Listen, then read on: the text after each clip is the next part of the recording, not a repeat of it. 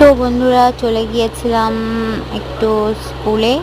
দেন যাওয়ার পরে দেখি গণদাদাকে নিয়ে যাচ্ছে। তো গণদাদা আমাদের ছেড়ে চলে যাবে, আবার 1 বছর পরে আসবে। তো ওই জন্য খুব কষ্ট হচ্ছিল। গণদাদাটা অনেক কিউট ছিল, অনেক অনেক অনেক।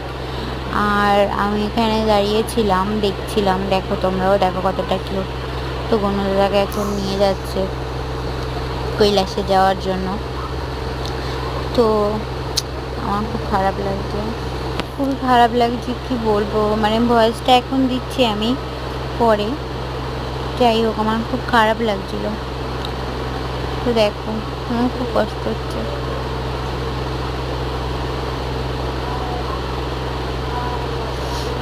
বনু দাদা, তুমি তাড়াতাড়ি এসো আবার।